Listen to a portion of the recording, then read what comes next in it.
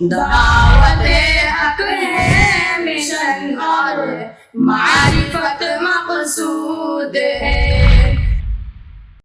میں دعوت دیتا ہوں فرید انصاری صاحب کو کہ وہ تشریف لائیں اور علم کی طاقت کے موضوع پر بصیرت افروز خطاب فرمائیں۔ السلام علیکم ورحمۃ اللہ وبرکاتہ۔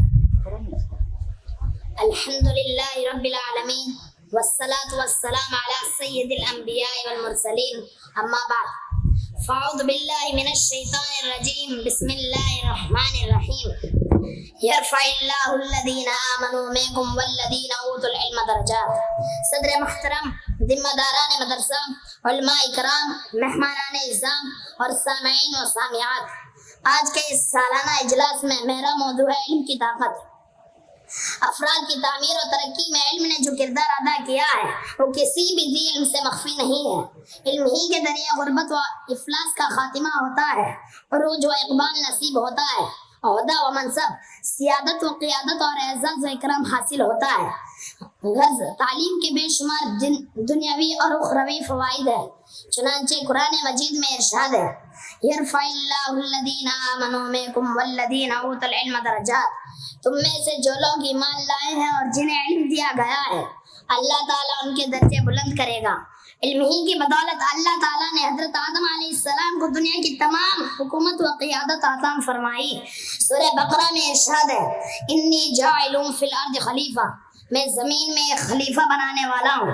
انبیاء علیہم السلام کو سب سے بڑی دولت جو اللہ کی جانب سے عطا ہوئی وہ نبوت کی دولت تھی، جس کے ساتھ اللہ تعالیٰ نے جگہ جگہ علم کا بھی ذکر فرمایا۔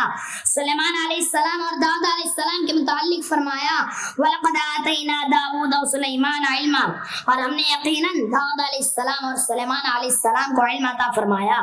حاضرین، اسلاف اکرام کی سیرت و سوانح کے مطالعے سے بھی معلوم ہوتا ہے کہ ان کی شہرت و ناموری اور تعمیر و ترقی کا بنیادی سبب اور اصل راز حصول علم میں پنہا ہے۔ وہ فاقے کی زندگی گزارتے تھے مگر حصول علم سے کنارہ کش نہ ہوتے۔ حضرت شعبہ فرماتے ہیں، ما رأیت احدا قط یعدو الا قلت مجنون او صاحب حدیث۔ میں نے دو ہی قسم کے افراد کو سڑکوں پر دوڑتے ہوئے دیکھا ہے، ایک پاگل کو اور دوسرے علم حدیث حاصل کرنے والے کو۔ حضرت ابو ہریرہ رضی اللہ عنہ کے حصول علم کا جذبہ بھی جنون کی حد تک پہنچ چکا تھا۔ سارے صحابہ اکرام رضی اللہ عنہم حصول معاش کے لیے بازاروں کا رخ کرتے ہیں، مگر ابو ہریرہ رضی اللہ عنہ معاش کی فکر سے آزاد ہو کر حصول علم کی خاطر آپ صلی اللہ علیہ وسلم کے ساتھ سائے کی طرح لگے رہتے، فاقوں پر فاقے ہوتے مگر اس کی کوئی پرواہ نہیں کرتے۔ ان کے اسی ذوق و شوق اور جذبے کا نتیجہ تھا کہ آپ کی صحبت میں 4 سال کا قلیل عرصہ گزارنے کے باوجود صحابہ میں سب سے زیادہ آپ رضی اللہ عنہ سے حدیث مروی ہے۔ سامعین اکرام، حضرت عبداللہ بن عباس رضی اللہ عنہ کا شمار بھی ان صحابہ میں ہوتا ہے جنہیں رسول اکرم صلی اللہ علیہ وسلم سے کسب فیض کا بہت کم وقت میسر آیا، مگر ان کے علمی ذوق اور جذبے کو دیکھ کر رسول اکرم صلی اللہ علیہ وسلم نے انہیں یہ دعا دی، اللہم فقہ فی الدین وعلمہ التاویل۔ اے اللہ، تو انہیں دین کی سمجھ اور تفسیر کا علم عطا فرما۔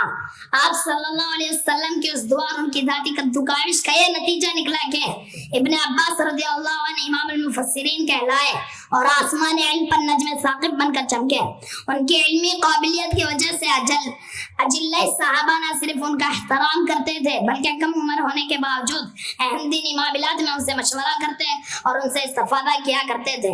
علم ہی کی بدولت کئی لوگ عزت و شرافت کے بلند مقام پر فائز ہوئے۔ حضرت اعمش رحمہ اللہ فرماتے ہیں کہ علم ہی نے مجھے بلند مقام عطا کیا، اگر یہ علم نہ ہوتا تو میں کوئی سبزی فروش ہوتا جس سے خرید و فروخت میں لوگ تنگی محسوس کرتے ہیں۔ علم ہی کی حضرات گرامی، اسلامی تاریخ کے ہر صفحے پر ہمیں بہت سے ایسے افراد ملتے ہیں جن کی تعمیر و ترقی میں علم نے اہم کردار ادا کیا ہے۔ موجودہ دور ترقی یافتہ دور کہلاتا ہے اور یہ ترقی علم ہی کی مرہون منت ہے۔ اس علمی ترقی کے معمار بیشتر وہ افراد ہیں جنہوں نے غریب گھرانوں میں آنکھیں کھولی اور اپنی جدوجہد اور قدوکاوش کے ذریعے علم کے آفتاب اور مہتاب بن کر چمکے۔ ان کی زندگیاں امت مسلمہ کے ہر فرد کے لیے یہ پیغام دیتی ہے کہ وہ بھی اپنی شخصیت کی تعمیر و ترقی چاہتے ہیں تو علم میں مہارت پیدا کریں اور دنیا کو علم کی روشنی سے منور کرنے والے بن جائیں۔ آخر میں اللہ تعالیٰ سے دعا ہے کہ وہ ہمیں علم کی قدرت و منزلت سمجھنے اور اس میدان میں ترقی کرنے کی توفیق عطا فرما.